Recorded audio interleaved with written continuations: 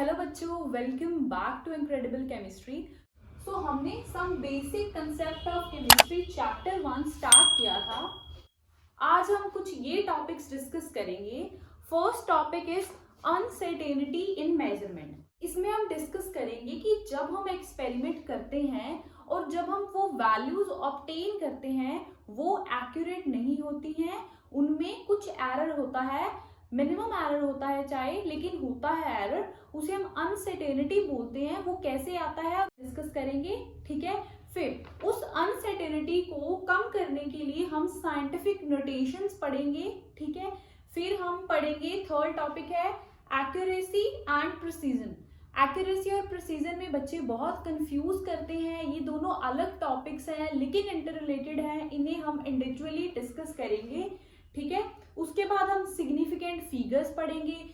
Okay, so come to our first topic that is uncertainty in measurement. अब देखो बच्चों, जैसे डेली लाइफ में हम बहुत सारी चीजों की मेजरमेंट करते हैं। फॉर एग्जाम्पल लेंथ हो गया, है ना, हाइट होगी, वेट हो गया, है ना, amount of dal used in some recipe हो गया, ये सब चीजें हम मेजरमेंट करते हैं।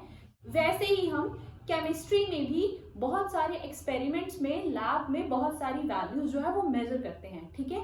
ओके, देखो अब ये जो वैल्यूज हैं, चाहे हम हाइट वेट की बात करें, ठीक है, और चाहे हम केमिस्ट्री एक्सपेरिमेंट्स की बात करें, जो भी इन सब से वैल्यूज ऑब्टेन होती हैं वो हमें पता है वो एक्यूरेट नहीं होती हैं, ठीक है। एक्यूरेट नहीं होती है ऐसे क्या मतलब है कि उनकी 100% एक्यूरेसी तो नहीं होती है, उनमें माइनर एरर हो सकता है, ठीक है। तो दैट मीन्स जो हमने मेजर करी वैल्यू वो केमिस्ट्री की लैंग्वेज में या भी फिजिक्स में भी पढ़ोगे, उसे हम बोलेंगे अनसर्टेनिटी इन मेजरमेंट, ठीक है। अब देखो एग्जांपल से हम समझते हैं। अनसर्टेनिटी को समझने के लिए हम टाइट्रेशन की एग्जांपल अगर आप लें तो आपने देखा होगा जब भी हम लैब में काम करते हैं, फॉर एग्जांपल हम टाइट्रेशन परफॉर्म कर रहे हैं, हम देख रहे हैं कि जब हम टाइट्रेशन करते हैं तो टीचर बोलता है कि मिनिमम 3 रीडिंग्स लो आप टाइट्रेशन की, ठीक है, या कई बार हम 4-5 रीडिंग्स भी ले लेते हैं। ऐसा क्यों करते हैं? क्योंकि हमें पता है कि हो सकता है कि जो हमारा अपरेटस है उसमें कुछ एरर है, हो सकता है कि आपको ही सेटअप करने में कुछ आपने प्रॉब्लम कर दी है तो एरर आ रही है, हो सकता है कोई रैंडम एरर है। Random error for example suppose करते हैं 5 का ग्रुप था, ठीक है, आप टाइट्रेशन कर रहे हो। टाइट्रेशन में क्या होता है, कलर चेंज होता है, और जब कलर चेंज हो जाए, ठीक है, तब हमने वैल्यू नोट करनी होती है, वो हमारी रीडिंग होती है, ठीक है। देखो कलर चेंज फ्रैक्शंस में हो जाएगा। फॉर एग्जाम्पल पिंक कलर होना है तो उसने सेकेंड्स में हो जाना है, और अगर आप अपने साथ वाले जो फेलो है, जो बच्चा है, उसके साथ बातें कर रहे हो तो आप मिस कर दोगे वो पॉइंट, ठीक है, तो वो रैंडम एरर बन जाएगी। यानी जो आपने वैल्यू मेजर करी है वो अनसर्टेन है, ठीक है। फॉर एग्जाम्पल आपने 3 वैल्यूज मेजर करी, ठीक है, एक वैल्यू थी 11.5, दूसरी थी 11.6 और तीसरी वैल्यू थी 11.8, ठीक है। ओके, इसमें देखो जो 11 है वो हर वैल्यू में सेम आ रहा है, यानी कि ये जो 11 है ये सर्टेन डिजिट है। सर्टेन डिजिट का क्या मतलब है कि वो तो हम श्योर हैं 11 तो आ ही रहा है। देखो सेम एक्सपेरिमेंट है, जो हमारा डेसिमल के बाद वाला डिजिट है वो वेरी कर रहा है, ठीक है। सो दैट मीन्स ये अनसर्टेन है, इसमें हम श्योर नहीं है, ठीक है। तो हम इस अनसर्टेनिटी की बात कर रहे हैं, ठीक है।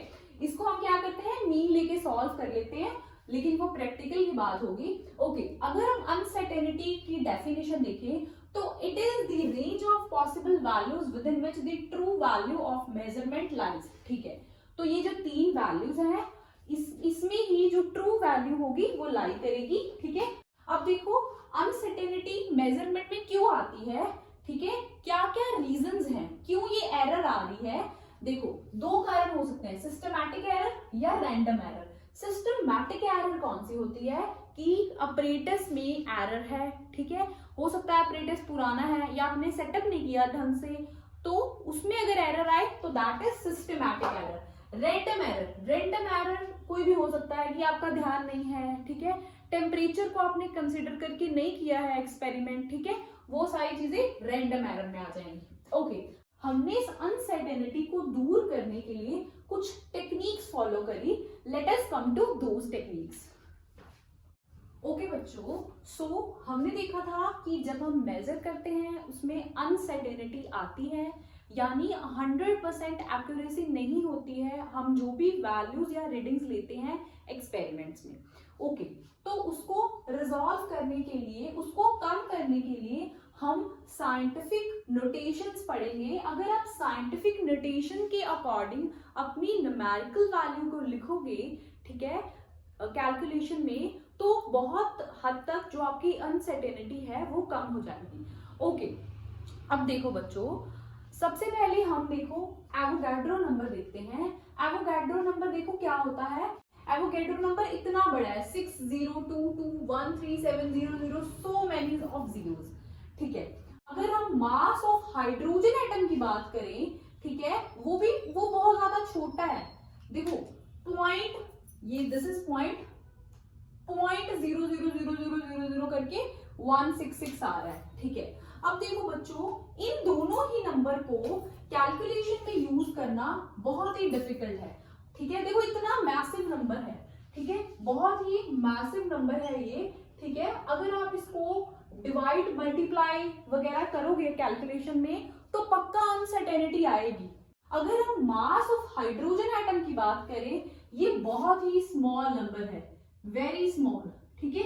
इसको भी कैलकुलेशन में अगर आप करोगे, कैलकुलेट करोगे, तो आप इसको राउंड ऑफ कर दोगे या कुछ भी करोगे तो भी आपकी जो वैल्यू है, जो आपका आंसर आएगा, उसमें अनसर्टेनिटी रहेगी, ठीक है। इसको कम करने के लिए हम इन दोनों नंबर्स को एक कन्वीनियंट वे से लिखेंगे, ठीक है। वो कन्वीनियंट वे क्या है? एक्सपोनेंशियल नंबर या साइंटिफिक नोटेशन उसे बोलते हैं, ठीक है। अगर हम इस नंबर को साइंटिफिक नोटेशन के अकॉर्डिंग लिखेंगे तो ये जो कॉम्प्लेक्स नंबर है वो इजी हो जाएगा। ओके, साइंटिफिक नोटेशन बोलता है कि जो हर वैल्यू है उसको आप n इंटू 10⁻n की तरह लिखो। ओके, कैसे? ओके, फॉर एग्जाम्पल आपने टाइट्रेशन करी, ठीक है। फॉर एग्जाम्पल आपका ये आंसर आया, ठीक है, ये आपका आया इतने ml, ठीक है, 246.38 ml आपका आंसर आया, ठीक है। अब देखो आपने टाइट्रेशन की है, आपको फर्दर कैलकुलेशन करनी होती है, वो हमारा आंसर है वो आपने साइंटिफिक नोटेशन में लिखना है। ओके, साइंटिफिक नोटेशन क्या कहती है? जो आपका आंसर है वो ऐसा रहेगा, 2 के बाद आपने पॉइंट लगाना है, देन 4638, ठीक है, इंटू 10⁻⁴ में आपने ये जो पावर लगानी है प्लस n भी हो सकती है, माइनस n भी हो सकती है, यानी कि ये जो आपने डेसिमल को शिफ्ट किया है इसके बेसिस पे आपने पावर यहाँ पे 10 की पावर लगा देनी है। ओके, अगर हमने डेसिमल को, देखो ये था पहले डेसिमल, हमने डेसिमल को 2 शिफ्ट कर दिया, ठीक है, 2 आगे ले आए, ठीक है, तो दैट मीन्स अगर हम इस पे 10 पावर प्लस 2 मल्टीप्लाई कर दें तो यही नंबर ऊपर वाला बन जाएगा। देखो अगर आपने इंटू 10⁻² या +2 कुछ मर्जी लिख लो, ठीक है, अगर आपने इंटू 10⁻² ऐसा लिख दिया, ठीक है, तो आपका क्या आंसर बन रहा है? 246.38 बन रहा है। 10⁻² क्या होता है? 10⁻² 100 के इक्वल होता है, 100 से हमने मल्टीप्लाई कर दिया तो हमारा ये आंसर बन रहा है, ठीक है। दैट मीन्स हमने जो कैलकुलेशंस करनी है उसमें ये जो साइंटिफिक नोटेशन है ऐसे नंबर को लिखना है। ओके, फिर से ये क्वेश्चन आ गया, इसमें क्या है बच्चों? इसमें ये रहा हमारा डेसिमल, और साइंटिफिक नोटेशन क्या बोलती है कि जो डेसिमल है वो फर्स्ट नॉन जीरो के बाद आने वाला है, यानी कि ये फर्स्ट नॉन जीरो है तो 1.4872 रहेगा, ठीक है, इंटू 10⁻⁴ में आप जो भी आपने डेसिमल को शिफ्ट किया है आप मल्टीप्लाई कर दो, ठीक है। डेसिमल को हमने कितने प्लेसेस शिफ्ट किया है? 1 2 3 4 प्लेसेस, 4 प्लेसेस शिफ्ट किया है तो हमने 10⁻⁴ लगा दिया। बट देखो बच्चों, अगर आप 1.4872 को 10,000 से, 10⁻⁴ 10,000 होता है, 10,000 से मल्टीप्लाई करोगे तो ये जो पॉइंट है वो 1 2 3 4 शिफ्ट हो जाएगा, तो इतना बड़ा नंबर बन जाएगा। लेकिन ये तो छोटा नंबर था, दैट मीन्स हमने इसको 10,000 से डिवाइड किया होगा, ठीक है, तो -10⁻⁻⁴। 10⁻⁴ से हम इसे बैलेंस करेंगे। ओके, अब बच्चे बहुत ही कंफ्यूज हो जाते हैं कई बार कि हमने 10⁻+ करना है या 10⁻- में कुछ लिखना है। तो उसके लिए देखो, अगर ये जो डेसिमल है ये लेफ्ट साइड पे मूव कर रहा है तो आपने +2 लेना है, प्लस n में वैल्यू करनी है। यहाँ पे लिख देते हैं हम, if decimal is moved to left, ठीक है, तो power will be in positive, ठीक है, 10⁻⁴ पॉजिटिव कुछ पावर आएगी। If decimal is moved to right, जैसा हमने सेकंड एग्जांपल में किया, यहाँ पे हमने राइट में मूव किया, तो जो पावर है वो रहेगी नेगेटिव में, ठीक है, जैसे -4 आए तो दैट इज नेगेटिव, ठीक है। अब देखो एवोगैड्रो नंबर को अगर आपने करना है, देखो एवोगैड्रो नंबर में ये रहा डेसिमल, ठीक है, डेसिमल देखो इतनी दूर पड़ा है, तो आपने डेसिमल को ऐसे मूव करवाते करवाते आपने काउंट कर लो कितने बनेंगे, ठीक है, ठीक है, अगर आपने काउंट किया है तो दैट इज इक्वल्स टू 6.022, ठीक है, इतना बड़ा लिखने की जरूरत नहीं है, इंटू 10⁻23 रह जाएगा। और इसको हम हमेशा यूज करते हैं, मोल कंसेप्ट में भी आपने देखा होगा, ये है according to scientific notation. Okay okay बच्चों, अब हम uncertainty in multiplication and division देखेंगे। अब देखो यहाँ पे मैंने 2 क्वेश्चंस लिखे हैं और आपको लग रहा होगा ये क्या मैम मैथमेटिक्स पढ़ाने लग गए हैं, बट ऐसा नहीं है। देखो हम प्रैक्टिस कर रहे हैं क्वेश्चन। फॉर एग्जाम्पल आप एक्सपेरिमेंट कर रहे हो, आपने कैलकुलेशन की, कुछ ऐसी वैल्यू आ गई मल्टीप्लिकेशन में, इसको हैंडल करना, ठीक है, बहुत ही अनकन्वीनियंट है, ठीक है, टाइम कंज्यूमिंग भी रहेगा, हो सकता है आप कुछ मिस्टेक कर दो, अनसर्टेनिटी आ जाए। तो हम क्या करेंगे, पहले इसको साइंटिफिक नोटेशन की फॉर्म में लिखेंगे, फिर हम इसको मल्टीप्लाई करेंगे। ओके, साइंटिफिक नोटेशन क्या बोलता है, साइंटिफिक नोटेशन बोलता है कि हमने जो डेसिमल है वो फर्स्ट नॉन जीरो डिजिट तक हमने डिस्प्लेस करना है। ये रहा डेसिमल, इसमें हम 0.0 लगा सकते हैं ऐसे, ठीक है, और ये जो डेसिमल है अगर हमने मूव करवाया 1 2 3 4 5 6, यानी कि इसको 5.6 लिख सकते हैं, इनटू ये क्या था, कितने डेसिमल हमने मूव करवाया, 6 प्लेसेस, और हमने लेफ्ट हैंड साइड को डेसिमल मूव कराया, ठीक है, इधर से लेफ्ट गए हैं हम, तो दैट मींस +6 आ जाएगा, ठीक है। अगर हम ये वाला पार्ट देखें, इसमें ये रहा डेसिमल, हमने मूव करवाया 1 2, दिस इज डेसिमल, 3 4 5 6 7 8 प्लेसेस, तो दैट मीन्स 6.9 इंटू 8, इधर भी लेफ्ट हैंड साइड को मूव करवा रहे हैं तो +8 आ जाएगा। ओके, अब इसको सॉल्व कर लो, इसको सॉल्व करना इजी रहेगा।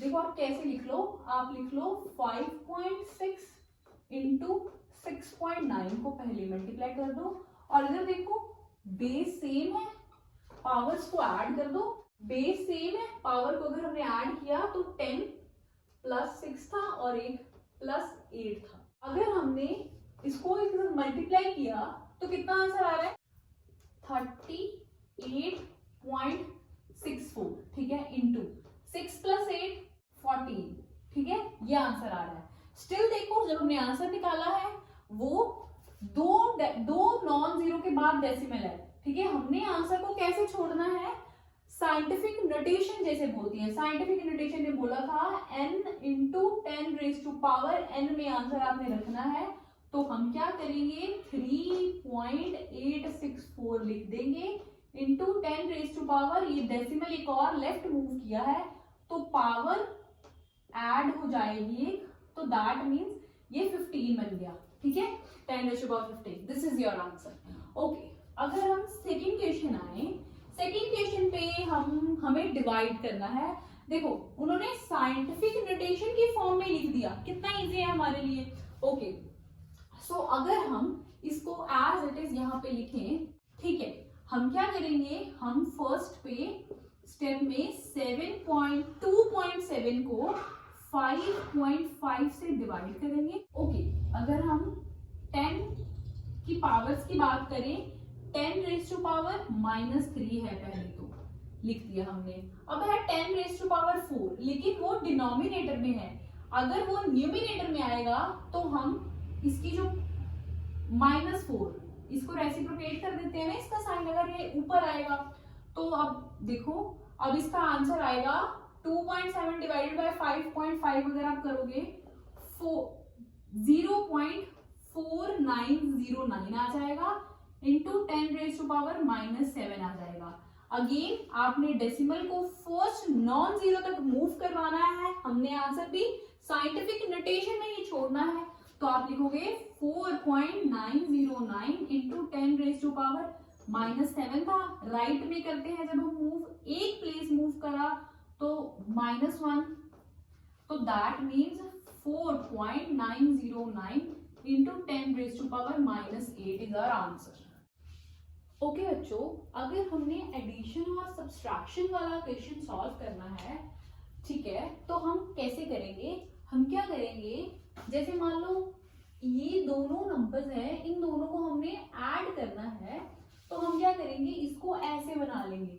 पहले तो साइंटिफिक नोटेशन की तरह लिखेंगे, ठीक है, और ये जो दोनों उसके एक्सपोनेंट वाले जो पार्ट है, ये वाला पार्ट वो सेम बनाएंगे, ठीक है। इसमें डेसिमल को एडजस्ट करेंगे और फिर उसकी एडिशन करेंगे। ओके, फर्स्ट क्वेश्चन है हमारा। ओके, तो सबसे पहले हम एक्सपोनेंट्स करेंगे सेम। देखो, जो मर्जी एक्सपोनेंट पकड़ लो आप। हम क्या कर रहे हैं, हम 10 रेज़ टू पावर 4 को 10 रेज़ टू पावर 3 बनाते हैं, ठीक है। अगर हम ये वाला पार्ट लें और हमने 10 रेज़ टू पावर 4 को 10 रेज़ टू पावर 3 बनाना है, ठीक है, तो हम इजी लैंग्वेज में क्या करते हैं, 6.65 इंटू 10 रेज़ टू पावर 4 को अगर 10 से डिवाइड कर दे और 10 से ही मल्टीप्लाई कर दे तो बन जाएगा, ठीक है। अगर हम 10 से डिवाइड करेंगे तो यहाँ पे 3 रह जाएगा, ठीक है, और ये जो 10 है वो इसमें मल्टीप्लाई करके क्या बन जाएगा, 66.5 इंटू 10 रेज़ टू पावर 3। अब आप इसमें ऐड कर दो, ठीक है। इसको अगर हमने 8.95 इंटू 10 रेज़ टू पावर 3 में ऐड कर दिया, तो पहले तो 10 रेज़ टू पावर 3 आप कॉमन ले लो, ठीक है, एंड 66.5 प्लस 8.95 को ऐड कर दो, 75.45 कैलकुलेशन देख लो आप, इंटू 10 रेज़ टू पावर 3 लिख सकते हैं। अगेन ये जो डेसिमल है वो हमने एक नॉन जीरो के बाद शिफ्ट करना है, सो दैट मीन्स 7.545, ठीक है। लेफ्ट की तरफ शिफ्ट किया है तो पावर 1 बढ़ाएंगे तो 3 की जगह 4 होगी power. This is your answer. Second question में भी सेम हमने यही रूल फॉलो करना है। हमने 10 रेज़ टू पावर n वाला जो पार्ट है वो दोनों में सेम बनाना है और हमने इसको सब्सट्रैक्ट कर देना है। ओके, देखो इसका लिखने के एक और फायदा है, हम आगे जाके राउंडिंग ऑफ के रूल्स पढ़ेंगे, आप राउंड ऑफ भी कर सकते हो, ठीक है, क्वेश्चन के अकॉर्डिंग। अगर हम पावर सेव करने की बात करें तो आप इसमें अगेन वही जो 10 रेज़ टू पावर 4 को चाहे 10 रेज़ टू पावर 3 बना लो, 10 रेज़ टू पावर 3 को 10 रेज़ टू पावर 4 बना लो, ठीक है। इस बार हम 10 रेज़ टू पावर 4 को इस बार हम 10 रेज़ टू पावर 3 को 10 रेज़ टू पावर 4 बनाएंगे। ओके, अगर हमने इसको बनाना है 10 रेज़ टू पावर 4, हमने क्या किया, ये वाला जो हमारा नंबर है 2 इंटू 10 रेज़ टू पावर 3, इस तो अगर हमने 10 रेज़ टू पावर 3 को 10 रेज़ टू पावर 4 बनाना है तो हम क्या करेंगे, हम 10 के साथ अगर मल्टीप्लाई कर दें और 10 के साथ ही डिवाइड कर दें, ये दोनों तो मिलके 10 रेज़ टू पावर 4 बना देंगे, ठीक है। और ये जो 10 है ये इधर एडजस्ट करो क्योंकि एक्सपोनेंट्स हमने ऐसे ही रखने हैं। ये अगर हम इधर एडजस्ट करा तो ये जो पॉइंट है ये यहाँ पे शिफ्ट हो जाएगा और कुछ ऐसा बन जाएगा। ओके, अब हमने इस नंबर को इसमें से माइनस करना है, that is 4.236 into 10⁻⁴ minus this number. ठीक है, हमने 10⁻⁴ कॉमन ले लिया, देन 4.236 माइनस 0.3582 करो, क्या बनेगा इसका 3.8778 and 10⁻⁴. This is your answer. Okay बच्चों, our next topic is accuracy and precision. Okay, first of all accuracy discuss करेंगे हम। accuracy क्या है? accuracy वो है जो, जैसे मान लो आपने एक एक्सपेरिमेंट किया, आपने मेजर की वैल्यू, ठीक है, वो ट्रू वैल्यू के जो हमारी वैल्यूज थ्योरी में थ्योरेटिकली गिवन है उसके साथ कितनी क्लोज है उसको हम एक्यूरेट बोलेंगे। ओके, एग्जांपल से अगर हम डिस्कस करें तो हम कह सकते हैं, सपोज करते हैं हम, ठीक है, हमने कोई भी एक कंपाउंड लिया, ठीक है, उसमें क्या है, जो सल्फर है, ठीक है, उसकी जो वैल्यू है, परसेंटेज है, that is given to be 30.8%। ठीक है, ये एक ट्रू वैल्यू है जो हमें थ्योरेटिकली गिवन है। ठीक है, और सपोज करते हैं हमने सबसे पहले क्या किया, कुछ मेथड ए है, उसके साथ हमने कंपाउंड में परसेंटेज चेक करी सल्फर की, ठीक है, तो हमने कुछ 3-4 रीडिंग्स ली, ठीक है, और उनका मीन वैल्यू हमने निकाल लिया 31.3%। ठीक है, ट्रू वैल्यू ये थी, हमारी वैल्यू 31.3 आ रही है after mean. Okay, let us suppose हमने एक और मेथड से ट्राई किया, 2-3 रीडिंग ली और हमने मीन निकाल दिया उनका, एंड दैट इज 31.5%। ठीक है, अब देखो कौन सी वैल्यू ज्यादा क्लोज है ट्रू वैल्यू के, ये वाली वैल्यू, दैट मीन्स जो मेथड ए है वो ज्यादा एक्यूरेट है, इससे हमारा जो आंसर है वो नियर आ रहा है ट्रू वैल्यू के। ठीक है, तो हम एक्यूरेसी की डेफिनेशन पे अगर आए, it refers to how close a measurement is to true value. हमारे पास ये एक फॉर्मूला भी है या स्ट्रैटेजी बोल सकते हो एक्यूरेसी निकालने के लिए। अगर हम मीन वैल्यू को ट्रू वैल्यू से माइनस कर देंगे तो हमारी एक्यूरेसी आ जाएगी। और इन्होंने क्या लिखा है कि स्मॉलर द डिफरेंस, ये डिफरेंस जितना छोटा होगा लार्जर द एक्यूरेसी। ठीक है, अगर हम निकाल के देखें, लेट अस सपोज हमारा ए मेथड है, ए मेथड की हमने एक्यूरेसी निकालनी है, हमें क्या करना है, मीन वैल्यू लेनी है। ठीक है, मीन वैल्यू ये थी 31.3%। ठीक है, फिर हमने ट्रू वैल्यू उसमें से माइनस कर देनी है, दैट इज 30.8%। ठीक है, कितना आ गया 0.5%। ओके, कंपैरिजन अगर हम करें मेथड बी भी, अब देखें मेथड बी के अकॉर्डिंग अगर हम एक्यूरेसी देखें तो पहले तो मीन वैल्यू है 31.5%, माइनस कर दे उसमें से ट्रू वैल्यू, तो that would be equals to 0.7%। सो ऐसे भी आपको पता चल रहा है, ठीक है, यहाँ पे क्या था, smaller the difference between mean value and true value, larger is the accuracy. तो यहाँ पे जो डिफरेंस है वो स्मॉलर है, तो इसकी एक्यूरेसी जो है वो बी वाले मेथड से ज्यादा है। ओके बच्चों, नेक्स्ट टॉपिक इज प्रिसीजन। अब देखो कई बार क्या होता है, जो ट्रू वैल्यू है वो गिवन ही नहीं है। ठीक है, ठीक है, तो सपोज करो आपने कुछ एक्सपेरिमेंट की कुछ वैल्यूज है, कुछ रीडिंग्स है वो नोट की। ठीक है, तो आपको कैसे पता चलेगा कि जो आपकी रीडिंग है वो सही है कि नहीं है। ठीक है, क्योंकि आपके पास ट्रू वैल्यू, जो थ्योरेटिकल वैल्यू हमारे बुक्स में गिवन है वो नहीं पता आपको, तो आप क्या करोगे, तो आप उसका प्रिसीजन निकालोगे, यानी कि जो आपने 3-4 रीडिंग्स ली है वो देखोगे कि 3-4 जो रीडिंग्स हैं वो एक दूसरे से कितनी क्लोज हैं। अगर तो वो क्लोज हैं तो दैट मीन्स आपका जो आंसर है वो प्रिसाइज है। Okay, so it refers to how closely 2 or more measurements of same quantity agree with each other। Okay, so precision को आप ऐसे भी कैलकुलेट कर सकते हो, जो आपने इंडिविजुअल वैल्यू मेजर की है और जो मीन वैल्यू मेजर की है उनकी सब्सट्रैक्शन कर लो आप, ठीक है। और देखो, smaller the difference between individual values of repeated measurement greater is the precision. देखो, मान लो आपने 3 रीडिंग्स ली हैं और वो बहुत ही, उनका जो डिफरेंस है बहुत ही माइनर है, मान लो 0.1 0.1 का डिफरेंस आ रहा है, दैट मीन्स आपने जो एक्सपेरिमेंट है अच्छे से कंडक्ट किया है, आपकी जो वैल्यू है वो प्रिसाइज है। ओके, अगर हम एग्जांपल से डिस्कस करें, यहाँ पे हमारे पास सपोज करते हैं कि ट्रू वैल्यू गिवन है, ठीक है, दैट इज 20.50 mg, कुछ वेट की वैल्यूज हैं।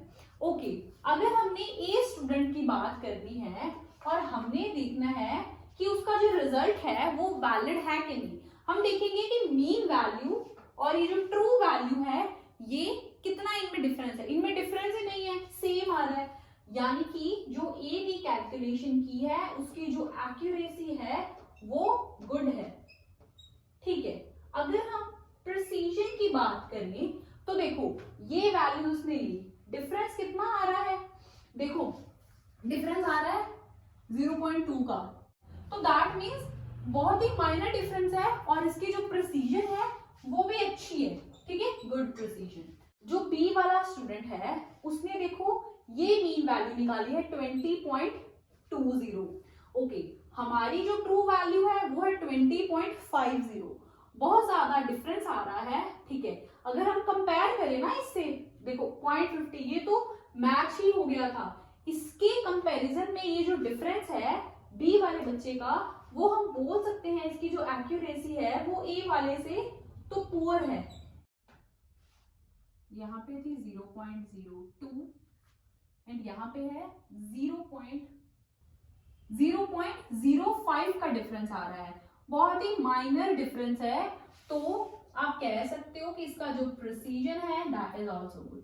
अगर हम एक्यूरेसी की बात करें तो ये वैल्यू और ये वैल्यू बहुत डिफरेंस है, तो हम पुअर प्रिसीजन लिखेंगे, पुअर एक्यूरेसी लिखेंगे, सॉरी। अगर हम प्रिसीजन की बात करें तो डिफरेंस देखो 0.2 का आ रहा है, ठीक है, यहाँ पे 0.02 था, यहाँ पे 0.05 था, यहाँ पे 0.2 है, तो कंपैरिजन में यहाँ पे पुअर प्रिसीजन है।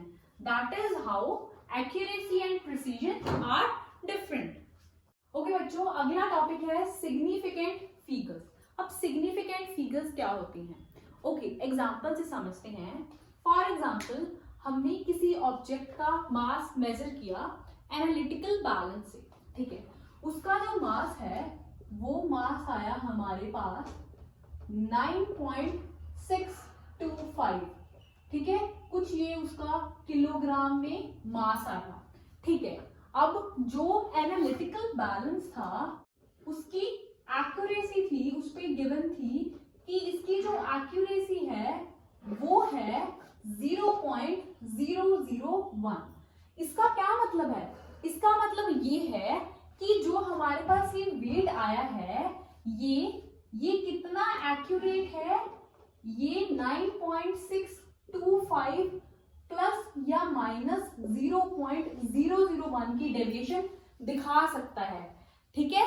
यानी ये हमारा जो वेट है वो इतना आया है, लेकिन पॉसिबल है कि जो एक्यूरेट वेट है वो 0.624 या 9.626 हो, ठीक है। इन दोनों में से कोई भी वेट हो सकता है ऑब्जेक्ट का, क्योंकि ये जो एक्यूरेसी है एनालिटिकल बैलेंस की वो 0.01 से डेविएट कर सकती है। यानी कि हम कह सकते हैं कि ये जो 962 है, ये जो 3 है हमारे वर्ड्स, ये जो 3 हमारे नंबर्स हैं वो तो सर्टेन डिजिट्स हैं, ठीक है, वो तो श्योर हैं, लेकिन ये जो है डिजिट 4 और 6 ये दोनों अनसर्टेन हैं, ठीक है, वो हम श्योर नहीं है। सो सिग्निफिकेंट फिगर्स क्या होते हैं? कोई भी मेजर्ड वैल्यू है, फॉर एग्जांपल यही हमारी मेजर्ड वैल्यू है, उसका सर्टेन डिजिट्स और एक उसमें में कई बार अनसर्टेन डिजिट भी होता है तो उसे हम सिग्निफिकेंट फिगर्स बोल देते हैं। ओके, आपके मन में आएगा कि हम यहाँ पे सिग्निफिकेंट फिगर्स क्यों पढ़ रहे हैं। देखो बच्चों, सिग्निफिकेंट फिगर्स डायरेक्ट भी पूछा जाता है आपको पेपर में, और इनडायरेक्ट तो बहुत बार पूछा जाता है। आपको क्वेश्चन में लिख देंगे कि जो आपका आंसर है वो अप टू 3 सिग्निफिकेंट फिगर्स लिखो या अप टू 2 सिग्निफिकेंट फिगर्स लिखो। इसके लिए आपको सिग्निफिकेंट फिगर क्या होता है ये जानना बहुत जरूरी है। साथ के साथ आप उसके ये जो 3-4 रूल है ये ध्यान रख लो और आपका सॉल्व हो जाएगा मैटर। ओके, जो सिग्निफिकेंट फिगर है, पहला रूल ये कहता है कि all the non zeros are significant. Okay, सारी नॉन जीरोस, अगर हम ऐसे लिखें 7.896 तो यहाँ पे 4 सिग्निफिकेंट फिगर्स होगी। ठीक है, क्योंकि ये सारे नॉन जीरोस हैं और ये सारी जो नंबर है वो सिग्निफिकेंट है। कोई भी नंबर लिख दो आप, 289 लिख दो, ठीक है, 0.296 लिख दो, ठीक है। यहाँ पे 3 सिग्निफिकेंट है, यहाँ पे 3 सिग्निफिकेंट है। ये वाली 0 इसको हम बाद में डिस्कस करेंगे, वैसे ये सिग्निफिकेंट नहीं है। ओके, वो कह रहे हैं जो जीरोस हैं left to first non zero are not significant. यही एग्जांपल होगी इसकी। अगर हम 0.296 लिखें तो ये जो 0 लेफ्ट पे है फर्स्ट नॉन जीरो के, ये सिग्निफिकेंट नहीं है। सो दैट मीन्स इस नंबर में 3 सिग्निफिकेंट फिगर्स हुए। ओके बच्चों, नेक्स्ट रूल है zeros between 2 zeros are significant. Okay, देखो अगर ऐसे है 909, ठीक है, 90.9, 9.09, ये सारे सिग्निफिकेंट हैं और इन सब में 3 सिग्निफिकेंट फिगर्स हैं। अगर 0 दो नॉन जीरो के बीच में आ जाएगा वो सिग्निफिकेंट फिगर बन जाएगा। ओके, थर्ड रूल है zeros right to the non zero are significant provided, this is important, provided they are after decimal. अगर हम ऐसे लिखें 5.00 या 6.70, ठीक है, ये जो जीरोस हैं आफ्टर डेसिमल ये सिग्निफिकेंट है, इनमें 3 सिग्निफिकेंट फिगर्स हैं। ओके, अब न्यूमेरिकल में आपको कैसा पूछा जाता है वो समझो। आपको बोलेंगे फॉर एग्जाम्पल आपका आंसर 5000 आ गया है, ठीक है, आपको बोलेंगे जो आंसर है इसको अप टू 3 सिग्निफिकेंट फिगर्स लिखो, ठीक है। तो आप क्या करोगे, ठीक है, पहले तो इसमें कितनी सिग्निफिकेंट फिगर्स हैं, हमने बोला था कि डेसिमल के बाद वाली जो जीरोस हैं, यहाँ पे हमने पढ़ा कि जो जीरोस हैं right to the non zero are significant provided they are after decimal. अगर यहाँ पे डेसिमल होता तो ये सिग्निफिकेंट होती, यहाँ पे ये सिग्निफिकेंट नहीं है, ठीक है। तो अगर हमने इसको 3 सिग्निफिकेंट फिगर तक हमने इसको लेके जाना है तो हम बच्चों ऐसे लिख सकते हैं 5.00 इंटू 10⁴। ये डेसिमल के बाद 2 जीरोस होगी, ये सिग्निफिकेंट है, और ये 3 सिग्निफिकेंट फिगर्स होगी, ठीक है बच्चों। तो ऐसे आपने सिग्निफिकेंट फिगर्स को जितना क्वेश्चन में पूछा है आंसर में लिखे आना है। I hope you understand.